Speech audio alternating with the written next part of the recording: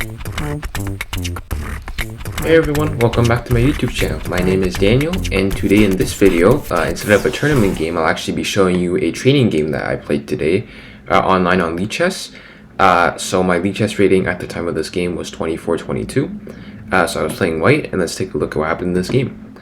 So I open with d4, e6. My opponent responds with the Queen's Gambit declined.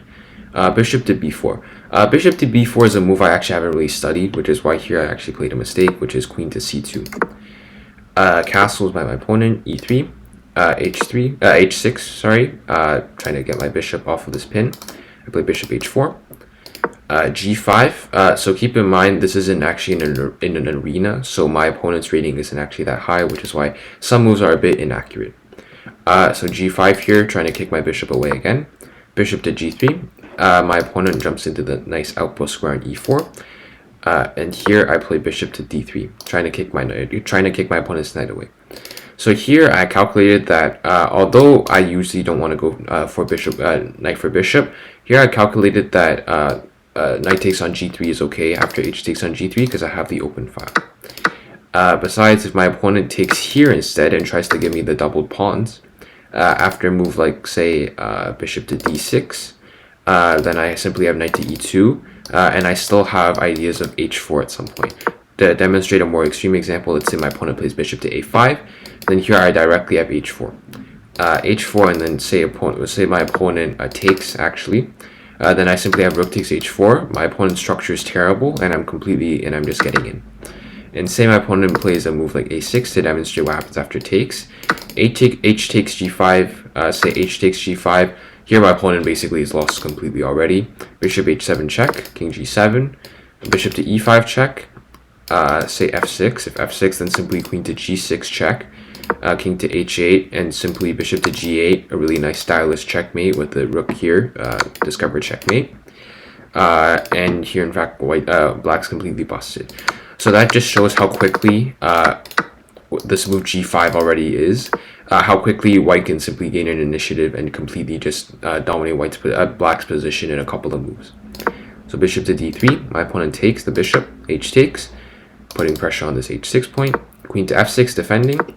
Simply develop another piece, getting another piece ready. And my idea is really simple. Queenside castles, rook h5, rook h2, rook h3, doesn't really matter. And then play the other rook here, double up, and have tremendous pressure here. This nice long diagonal battery. My king's completely safe here. All these pieces are undeveloped. I have the double rooks here, putting pressure on the h-file. I have this knight maybe even sacking at some point, which you'll see in the future, to open up the h-file, and this position will be completely favorable for me. In a really nice scenario, let's say, just to demonstrate if black plays some random moves, in a position like this, just to demonstrate, I have tons of pressure here. My knight can jump in. My knight can jump in into the position. Maybe even f4, g4 at some point. This position is just really good for me. So that's my idea. My opponent plays pawn takes, bishop takes, knight d7, developing castles, going along with my idea. Knight to b6. I drop my bishop back to d3. Now I have re-established this battery on from the b1 diagonal to the h7 diagonal, b1 to h7 diagonal. Bishop d7, developing. I play rook h5, intending to double up. King to g7, and here after a little bit of thought, I unleash this really nice move, knight takes g5. Knight takes g5, it's actually a clearance. I'm trying to bait the pawn to take back, which my opponent has to do. Otherwise, they're still completely busted. And considering I just won a pawn, they pretty much have to take back and hope for the best. After h takes g5, I play rook to h7 check. Best move here suggested by the computer is actually to play knight to e4 to bring in another piece. Maybe knight takes g5, rook h7, and etc. However, here, rook h7 feels a bit more direct to me. King to g8, I bring my other rook over, and now I establish the idea that I had going before. Except this time, I had already sacked the knight, and I have the open h-file for my pieces to operate on. Bishop takes on c3. And here I play b takes c3, which is really good. Queen takes c3, this isn't a good move. Although it's still completely winning for me because of this just completely dominant situation here on the king's side. Queen takes c3, it keeps this battery going so that ideas in the future involve bishop to h7 check. If the king goes to h8, then maybe even bishop to g8 with the discovered check, and then queen to h7. So after bishop takes c3, b takes c3, bishop to a4, and here's the secondary idea with making sure my queen doesn't take. I can swing my queen over to e2. Now I have queen to h5 at some point. And this is actually really good because then I can triple up on the h file. This bishop's still here to put some pressure, and I can probably play rook to h8 at some point. Here my opponent plays rook to e8, and again I find the top move, which is rook 1 to h6. The idea here is if I play queen to h5, then my opponent can just start running with king to f8. And for example, if I play rook to h8, king to e7, this position is already completely lost. Keep in mind I'd sacked a knight, which is why this is completely lost, because I'm down a piece. So that just shows how quickly this position can turn. So here I had noticed that if this queen wasn't here, then I can play rook to h8 check.